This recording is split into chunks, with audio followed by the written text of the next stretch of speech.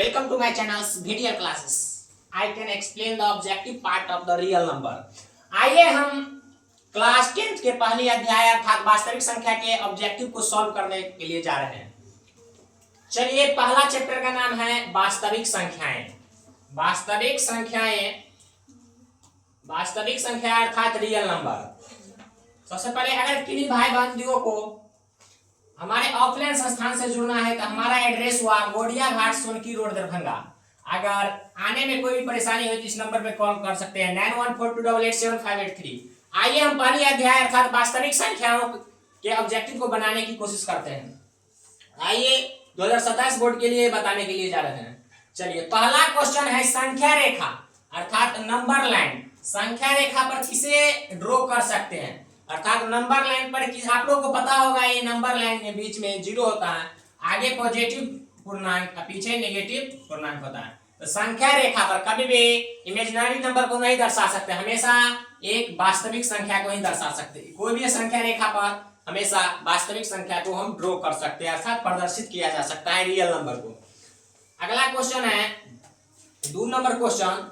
दो संख्या है, एक है 25 25 और एक है 50। दो संख्या है अर्थात पहली संख्या कितना है, पहली संख्या 25 है और दूसरी संख्या 50 है।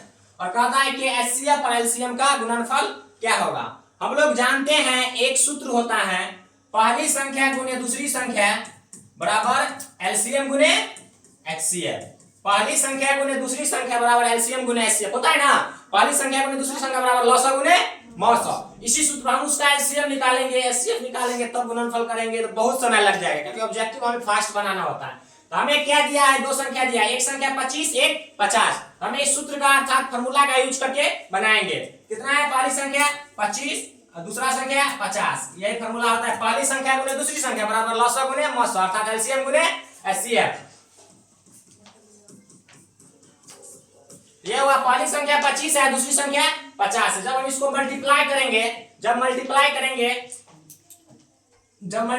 को 25 से मल्टीप्लाई करेंगे कितना आएगा, 0 5 जा 5 0 5 जा 0, 5 5 जा 25 2 27 और 5 2 जा 10 अर्थात कितना हो गया 1250। हाँ 1250 कितना आ गया। क्या होता सूत्र होता है, पहली संख्या गुने दूसरी संख्या बराबर लॉसा गुने मौसा बराबर लॉसा गुने मौसा एलसीएम गुने एचसीएफ अर्थात ऑप्शन नंबर कौन सा हो गया यहाँ पे 1250, ऑप्शन नंबर बी। अगला 3 नंबर क्वेश्चन कहता है, 3 नंबर कहता है एक वृत्ताकार पथ है। मान के चलिए कोई गोलाकार पथ मतलब रास्ता है। मान के चलिए जैसे हम लोग आर्मी का रनिंग करते हैं तो कोई एक गोलाकार रास्ता रहता है, गोलाकार रास्ता है। यहाँ पर 3 धावक है, 3 रनर है। एक 3 घंटे में पूरा चक्कर लगाता है, एक 4 घंटे में पूरा चक्कर लगाते हैं और एक 8 घंटे। मान के चलिए ये ए बी और सी। ए रनर है जो 3 घंटे में पूरा चक्कर लगा लेता है, बी रनर है जो 4 घंटे में पूरा चक्कर लगाता है और सी रनर है जो 8 घंटे में पूरा चक्कर लगा लेते हैं। कहता है तीनों को प्रस्थान बिंदु, मान के चलिए ये स्टार्टिंग पॉइंट, यहाँ से कोई स्टार्ट कर रहा है तो फिर दोबारा ये पुनः कब मिलेगा एक जगह पर। जब भी इस टाइप का क्वेश्चन आए, ए इतना दिन में कर सकता है, बी इतना दिन में, सी इतना दिन में, तो हम उसका एलसीएम निकालेंगे। क्या निकालेंगे, एलसीएम निकालेंगे। क्या निकालेंगे, एलसीएम निकालेंगे। जैसे यहाँ कहता है ए बी सी अर्थात 3 4 और 8। यहाँ पर है ना ए 3 घंटे में, बी 4 घंटे में और सी 8 घंटे में पूरा चक्कर लगाता है। बोलता है कि तीनों प्रस्थान बिंदु अगर यहाँ से स्टार्ट किया ना, मान के चलिए ए बी सी तीनों स्टार्ट, तीनों पुनः वहां पर कब मिलेगा, इसका एलसीएम निकालेंगे। 3 4 का 12 और 12 8 का कितना होगा 8 24 24 आएगा। कितना आएगा 24। इस 3 4 8 का लघुत्तम निकालेंगे, एलसीएम निकालेंगे 24 आवर्स। कितना आएगा, तीनों को प्रस्थान बिंदु पर मिलने में कितना समय लगेगा 24 आवर्स अर्थात 24 घंटे। चलिए, इसी तरह के चौथा क्वेश्चन सेम क्वेश्चन है, 2 घंटे 4 घंटे और 6 घंटे में लगाता है 3 आदमी चक्कर। तो मान लिया जाए यहाँ पर भी, यहाँ पर एस और यहाँ पर टी। भी एस टी मतलब क्या हुआ, भी अगर 2 घंटे में लगाता है, एस अगर 4 घंटे में लगाता है और टी 6 घंटे में लगाता है, तो तीनों पुनः स्थान पर कब मिलेगा। तो तीनों का एलसीएम निकालेंगे तो 2 4 का एलसीएम कितना हुआ 4 और 4 और 6 का एलसीएम कितना हुआ 12 अर्थात 12 घंटे में तीनों लगा लेगा। 12 घंटे में तीनों चक्कर पुनः स्थान पर मिल जाएगा। चलिए, अगला क्वेश्चन है पांचवा क्वेश्चन है कौन अलग है, मतलब which of the following is different, मतलब निम्नलिखित में से कौन अलग है। देखिए कौन अलग है। चलिए, यहाँ पर 3 समान है, एक अलग है। चलिए हम लोग सबसे पहले जानते हैं यहाँ पर क्या आ गया 3/5, अर्थात ये कौन सी संख्या है जिसे पी बाई क्यू के रूप में निरूपित कर सकते हैं, क्या हो गया, ये परिमेय संख्या है। यहाँ पर ये भी परिमेय है क्योंकि 16 का वर्गमूल 16 का वर्गमूल 4 और 4 का 2, ये भी परिमेय संख्या है। इस दोनों में देखिएगा ये क्या है 25 का वर्गमूल 5 और नॉट, ये भी पी बाई क्यू के रूप में, ये भी परिमेय संख्या है। मगर यहाँ पर क्या हुआ, ये एक अपरिमेय संख्या, अपरिमेय संख्या को कुछ से भाग दे, अपरिमेय से भाग दे, सॉरी परिमेय से भाग दे तो अपरिमेय आएगा। तो यहाँ पर क्या हो गया, ये अपरिमेय संख्या, क्या हो गया, अपरिमेय संख्या। चलिए नेक्स्ट क्वेश्चन है छठा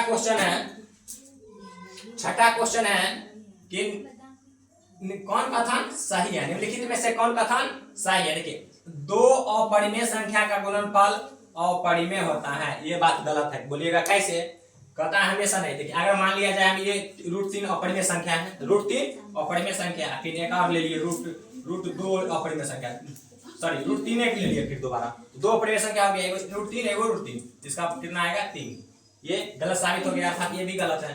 कहता है क्या एक परिमेय और एक अपरिमेय, मान के चलिए कोई परिमेय ले लिए और कोई अपरिमेय, ये हमेशा अपरिमेय ही आएगा, अर्थात ये ऑप्शन सही है। अब बोलिए इस दोनों को भी डिराइव कर देते हैं, दो अपरिमेय संख्या का जोड़ कभी अपरिमेय नहीं हो सकता है, ये हमेशा होता है, ये भी गलत है।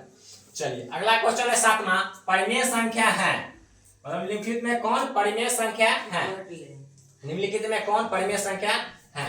चलिए इसमें तो ये अपरिमेय है क्योंकि इसका वर्गमूल नहीं निकलेगा, ये भी अपरिमेय है इसमें का वर्गमूल, मगर यहाँ पर क्या हो गया 49 का वर्गमूल 7 और 64 का 8, अर्थात ये क्या हो गया, परिमेय संख्या हो गया, क्या हो गया, परिमेय संख्या हो गया।